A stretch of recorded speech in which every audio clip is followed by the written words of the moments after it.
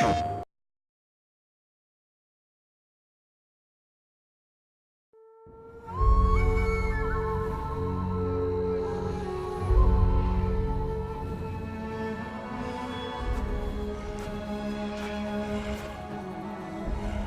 I'm Matt Birch from Heavy Spectrum, here to talk about Shadow of the Beast. I'm James Hawkins from Worldwide Studios, also here to talk about Shadow of the Beast. So this is Arboron and Zelik. At the start of the game, Arboron is very much a captive. He's just a pawn for the evil people within this world, Malatoth and Zelik. And it's represented very literally with him being an animal on a leash. You've got quite a lot of moves in your arsenal. You've got the basic attack moves that if you get the timing just right, you can get these perfect strikes. But also, you're able to do counters, and block is incredibly powerful. A hint to anybody who wants to play the game and do really well at it, use block.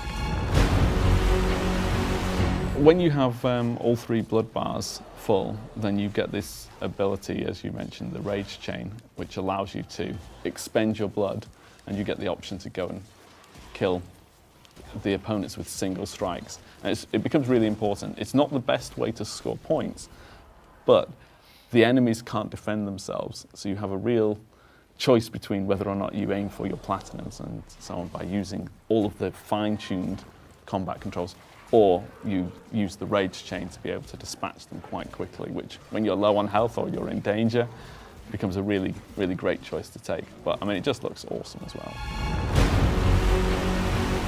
One of the key specials in terms of your early plays in the game is using the ability to gain health from your enemies.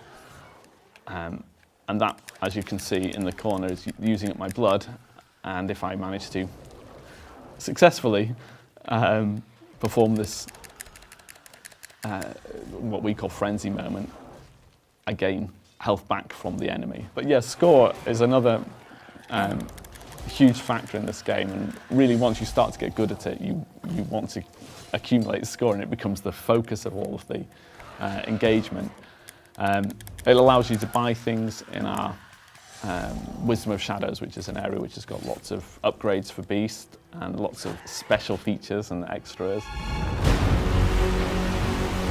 Obviously going through this level, the grass looked phenomenal, and then we have this great transition into an entirely different kind of feeling. Yeah, I mean, narratively, the idea is that you are actually beginning to, you've gone through paradise and destroyed it, and the world is naturally starting to get darker. I mean, it's perhaps artistic ambition to actually sort of express the story through the world.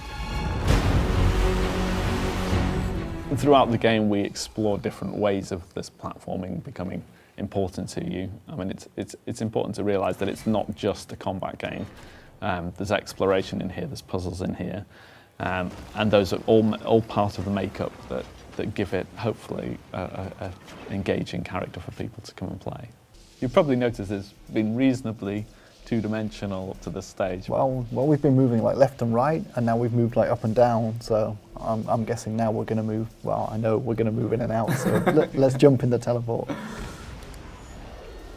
And yeah, I mean, this is one of the things that is just lovely about working with a 2.5D game. You get to frame these incredible sort of journeys throughout, and these teleporters that we encountered earlier in the level are now active, so solving that machine puzzle was actually really has opened up new ways of navigating in the level. One of the things we haven't shown yet is the smart bomb, basically. I think we should show the smart bomb here. Okay. It gets us out of the fight, but basically, well, when we're surrounded anyway, the smart bomb is good. So I will now use one. There we go. That's a good way of trimming the enemies down. That does buy you a window, I mean, and it's great because it's instant. All the enemies are different as well. Each level has its own version of enemies with nuances to their attacks. So, I guess it's kind of like playing a one-on-one beat-em-up. You've got to learn the nuances of every enemy to really be able to master them. I think we should probably stop there before we reveal too much. yeah, I think let's leave it here today. There's loads for people to find if they pick up the game, as we hope they will. If you didn't play the original game, you're at no disadvantage at all, because it's a totally new game in its own right. Yeah, like I said, we really hope you'll give it a go.